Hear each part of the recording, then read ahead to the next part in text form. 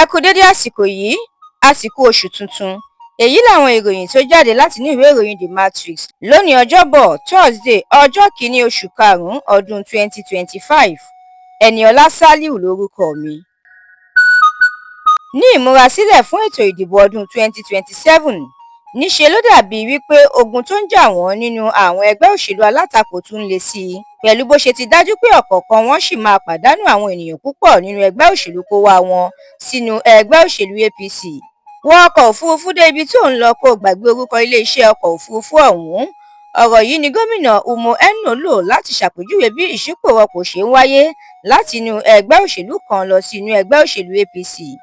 Ẹgbẹ́ òṣèlú APC náà dáhùn, ó ní gbogbo ẹni tó bá rìnrìn àjò pẹ̀lú àwọn bí ìgbà téèyàn wọkọ̀ ìgbàlà ni, tó jẹ́ wípé èbúté ire ni yóò já sí.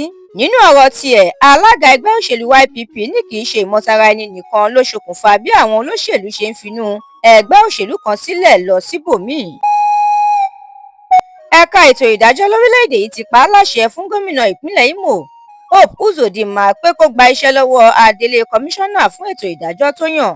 Wọ́n já ìwé lọ́gbélé ẹ̀ fún onídàájọ́ Iyan Ekwo. Wọ́n ní kò gbọdọ̀ kópa nínú ìdájọ́ kankan fún ọdún 5 gbáko. Àjọ ẹ̀ṣọ́ aláàbò lẹ́nu ìloro ti ké gbàjarè síta o.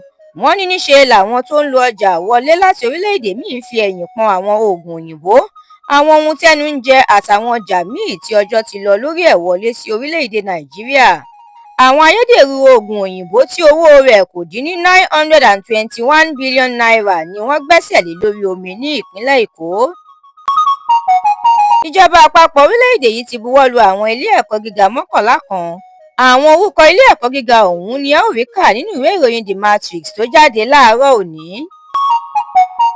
Ilé-ẹjọ́ ti pa á láṣẹ fún àjọ EFCC láti fi Aisha Ashimugu sílẹ̀ kí wákàtí 24 yẹn 24 hours tó pé. Àjọ EFCC ti kéde Elibita tó jẹ́ aláwọ̀ funfun gẹ́gẹ́ bí ẹni tí wọ́n ń wá lórí ọ̀rọ̀ jìbìtì owó CBEX. Àjọ EFCC ti fi e-money sílẹ̀ lẹ́yìn tí wọ́n ṣe ìfọ̀rọ̀wánilẹ́nuwò fún un ní ọ́fíìsì wọn. Ilé-iṣẹ́ NNPC ti gba iṣẹ́ lọ́wọ́ àwọn lọ́gàálọ́gàá kan pẹ̀lú bí ọ̀gá àgbà ilé-iṣẹ́ náà Báyọ̀ Ojúlárí ṣe gùnlé ìgbésẹ̀ àtúnṣe àti àtúntò. Orílẹ̀-èdè Nàìjíríà ló ní àwọn adarí tó burúkú jù lọ, ṣùgbọ́n ẹ̀ka amúlùúdùn ló ń yí nǹkan padà. Davido ló sọ bẹ́ẹ̀. Ìròyìn eré ìdárayá, Yamal fakọyọ pẹ̀lú bó ṣe mi àwọn fún ẹgbẹ́ agbábọ́ọ̀lù Barcelona lálẹ́ àná nígbà tó mi àwọn léyìí tí wọ́n gbá ọ̀mì ayò ẹlẹ́yọ kọ̀ọ̀kan pẹ̀lú ẹgbẹ́ agbábọ́ọ̀lù Inter Milan nínú ìdíje UEFA Champions League.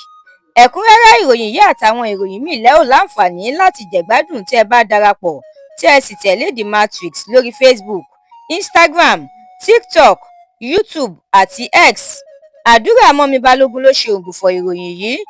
Ẹniọlá Sálíù lórúkọ mi.